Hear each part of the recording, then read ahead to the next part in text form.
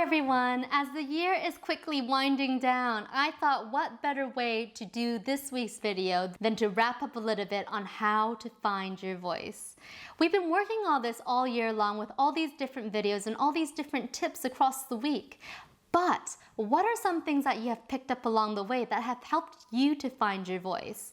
I thought that giving you a couple of the most basic tips here can help you find it, and also to share a little bit about my journey as well. With that said, the first step is to really listen to your own voice so you know how your voice is coming across, but more importantly, you know how it feels in your body. If you can start to get the self-awareness part of knowing how it feels in your body, you can then start to move it around and shift it and play with it to see what improves and what doesn't improve. But if you're not aware of it, it's going to be really, really hard.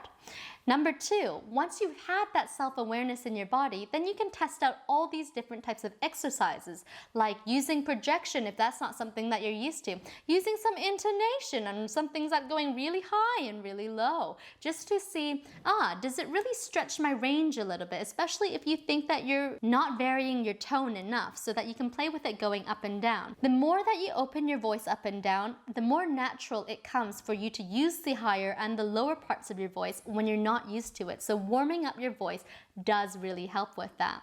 Sometimes playing with your voice in a way that has a playfulness to it, or a brightness to it, or a little bit more gravitas helps us to really explore all the different facets of our voice that we can use in different ways and with different audiences. So give that a shot. The third thing is write down everything that you try and also reflect on what works for you and what doesn't work for you. Firstly, make sure that it feels good for you and your body and that you really enjoy it, because if it doesn't feel good, why would you do it? And next is to understand the response and reactions from the people around you.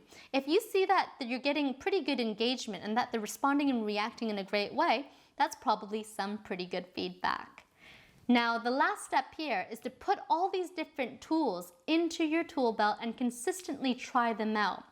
To really improve your voice takes a lot of diligence, so really ensure that you have them all written down and then work on a couple times a week. Work on the same one though, so that you start to build that practice into your body. Lots of practice is what is really key in helping you shift your voice to a place where you want it to go. But you also have to be diligent enough to really understand when it doesn't feel good and to correct whatever that's going on in that moment. If you're really unsure about how to work on your voice, you can always book in a consultation here via this link, and I'll just pop that down below so you can click it so that you can chat with me to see what's going on with your voice and what exactly you want to do with it. Sometimes you do need a little bit of guidance from an outside point of view, because how we feel our voices and how we hear our voices is so different inside of us.